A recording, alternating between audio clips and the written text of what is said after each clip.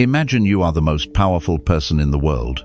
You could have anything: money, lust, fame, and then you choose virtue, not once, every day, for 19 years. This is no fairy tale. This is the life of Marcus Aurelius. He ruled an empire, commanded armies, and held the world in his hands. Yet he lived as if the only battle that mattered was the one within. In this video, we'll explore how one man used ancient wisdom to master himself, and how you can too.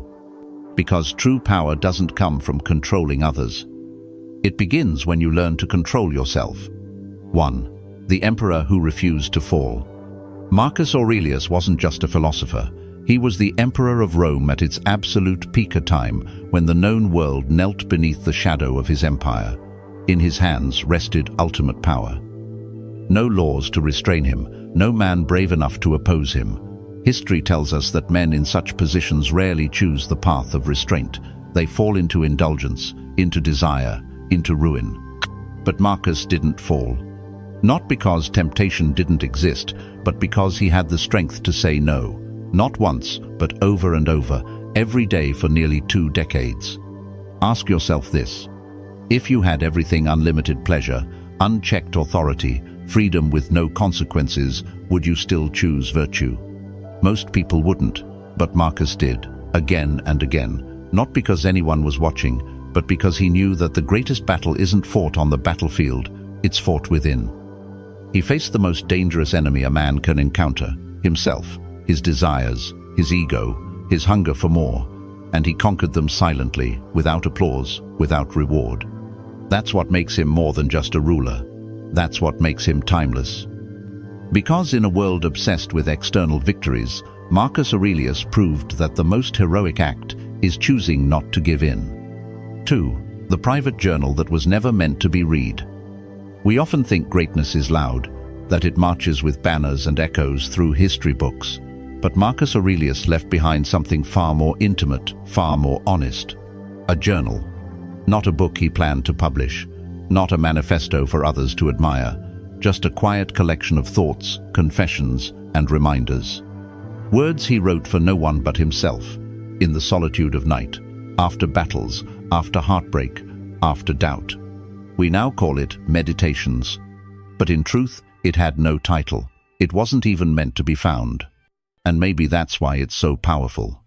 Because within those pages lies a rawness we rarely see in leaders. Marcus didn't write to teach, he wrote to survive, to stay grounded in the storm of power, to remember who he was when the crown grew heavy. He spoke to himself like a man struggling to remain good in a world that constantly pulls you toward corruption. He reminded himself to be patient, to forgive, to endure. Not because the world demanded it, but because his own soul did. Meditations isn't just philosophy, it's a mirror. When you read it, you're not looking at a Roman emperor. You're looking at yourself. And you begin to wonder, if a man with the world at his feet needed these reminders, maybe we do too. 3. Living in accordance with nature, not surrendering to fate, but rising to it. When Marcus Aurelius spoke of living in accordance with nature, he wasn't promoting passivity. He wasn't suggesting we float through life like leaves in the wind, accepting everything without resistance. For Marcus, nature was not an excuse, it was a standard. Look at a tree. It doesn't grow tall for applause. It stretches upward because that's its purpose. A lion doesn't chase its prey to win approval. It does so because it was born to hunt. A river doesn't ask if it's flowing in the right direction. It moves because movement is its essence. Likewise, Marcus believed that human beings have a nature, not to dominate, not to accumulate, but to become wise, patient, just, disciplined. He believed that every person is born with the seed of virtue inside them, and just like a tree must grow or rot, we must choose to rise or to decay. This wasn't spiritual poetry to him, it was a command. He reminded himself daily, you are a human. You were not born for luxury. You were not made to be praised. You were made to be good. In the face of adversity, temptation, or power, nature doesn't grant you immunity, but it gives you duty. And if you forget that duty not because of weakness, but because of laziness, you're not just failing yourself. you're betraying the very reason you exist. 4. On dealing with the wicked and why judgment is a mirror. Most of us carry a quiet anger toward the selfish, the rude, the dishonest. It simmers in traffic, in office politics, in late-night betrayals. And when we feel wronged, our instinct is simple: judge, condemn, distance.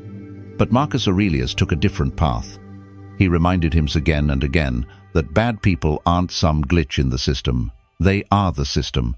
They exist the same way thorns exist on vines or storms exist in nature. You don't hate the storm. You prepare for it. You don't curse the thorn. You avoid gripping it blindly. And most importantly, you don't assume you're better. Marcus wrote to himself, "You have flaws too. Perhaps not the same ones, but flaws nonetheless." It's a humbling thought. The idea that the line between us and those we judge isn't as wide as we like to believe. That in another life, another moment, another mood, we might be the very person we despise. He even questioned his own certainty. Are they truly wrong, or do I just not understand their reasons? A thief feeding his child, a man lashing out in fear, a lie told to protect someone. It doesn't excuse the behavior, but it does soften the heart. Stoicism doesn't mean tolerating evil. It means recognizing that hate is easy and growth is hard. It means remembering that mercy isn't weakness. Sometimes it's the highest form of strength. Because when you stop judging, something strange happens. You begin to understand. 5. Adversity is not the enemy, it's the test. Most people pray for an easier life. Fewer pray to be stronger. Marcus Aurelius belonged to the latter. As emperor, he endured war, plague, betrayal, even the death of his own children. But not once in his writings did he ask the universe for relief. Instead, he asked himself a single question: are you ready? To Marcus, adversity wasn't a punishment, it was a mirror. A chance to measure what you are truly made of when the world stops playing fair. He reminded himself that it's foolish to hope bad things won't happen, because they will. It's like wishing for a sea without storms, but the sailor who fears the storm doesn't belong in the ocean. He wrote, "Don't complain, endure, don't break, rise." Stoicism teaches us that we are not defined by what happens to us, but by how we respond. Will you flinch? Will you crumble? Or will you meet hardship with quiet eyes and an unshaken will? Most people run from discomfort, but Marcus welcomed it. Not because he enjoyed suffering, but because every trial sharpened the soul. Every obstacle revealed the cracks that still needed mending. He didn't fear pain. He feared being unprepared for it. He feared becoming less than who he was meant to be. Because in the end, adversity doesn't build character. It reveals it. 6. Wealth, possessions, and the illusion of value. Marcus Aurelius had access to everything. Palaces, treasures, art, feasts, slaves, gold. And yet, in the silence of his journal, he warned himself not to be seduced by any of it. Not because wealth was evil, but because it was empty. He wrote, "Do not dream of the things you lack. Reflect instead on what you have and how little it would take for you to want them back if they disappeared." This wasn't an act of forced humility, it was clarity. Marcus understood that possessions are like shadows, real only when the light hits them, and when the light fades, they vanish. He didn't preach poverty, but he refused to measure his worth by what could be taken from him. In today's world, this feels radical. We're told to chase more: a better car, a bigger home, a body that sparks envy, a lifestyle that looks impressive online. But Marcus knew, what you own is not who you are. He reminded himself and us that the only true value lies in what cannot be bought: integrity, discipline, compassion, resilience. These are not accessories, they are foundations. And the paradox? The more you cling to what you have, the more fragile you become. Marcus dared to ask, if everything disappeared tomorrow, would I still be myself? If the answer is no, then maybe you never really owned anything at all. 7. Death is not the enemy, it's the design. Marcus Aurelius thought about death a lot. Not in fear, not in sorrow, but with an almost serene curiosity, like a man watching the tide come in, knowing he, too, will be carried out someday.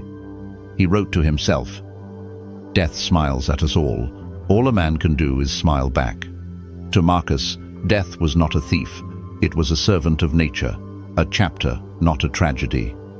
He believed we are all born with a role to live, to contribute, to grow, and then, when the time comes, to return. The flower wilts, the wave recedes, the star burns out. Why should we be any different? The fear of death, he believed, comes from forgetting how natural it is. We fear what we don't accept, and we cling to life not because we love it, but because we haven't truly lived it. So he reminded himself, live now, not later. Don't wait until the end to be kind. Don't postpone self-respect. Don't assume tomorrow is promised. Because when you live well deeply, fully, with virtue and presence, death loses its grip. It becomes not something to dread, but something to embrace, as the final act in a life that was never meant to last forever. And maybe, just maybe, when that moment comes, you won't tremble. You'll bow, grateful for the time you were given, ready finally to let go. 8. The difference between pleasure and true happiness. Pleasure comes from the outside: money, romance, wine, praise. Happiness comes from within, living in harmony with your own nature. Marcus Aurelius never said you shouldn't enjoy life. He wasn't a cold monk or a joyless recluse. He understood beauty, he understood art, music, love. But he also knew that if your happiness depends on anything external, then you are never truly free.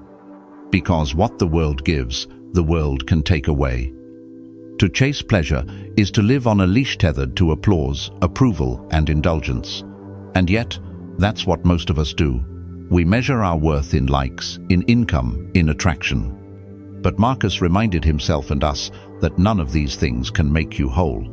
Only virtue can, only self-respect, only the quiet peace that comes from knowing, I am living as I was meant to live. Stoicism isn't about suppressing emotion, it's about mastering it. It's not about rejecting life's joys, it's about not being enslaved by them. It's tasting wine without needing another bottle. It's hearing praise without becoming addicted to it. It's loving someone deeply and still being whole if they leave. True happiness isn't loud. It's not viral. It's a steady flame that doesn't flicker when the winds of life blow hard. And once you find that flame, you'll never chase shadows again. Conclusion: become the emperor of your own life. Marcus Aurelius wasn't just an emperor, was a reminder. The one who conquers the universe is not the one who rules others, but the one who masters himself. You don't need a throne to live like Marcus. You just need the courage to choose virtue when no one's watching, to be kind when others aren't, to be disciplined when no one applauds you, to stay brave when meaning feels lost. Because the universe you must conquer isn't out there, it's inside you. If this message spoke to you, like the video, share your thoughts in the comments, and subscribe for more timeless wisdom from the Stoic habit.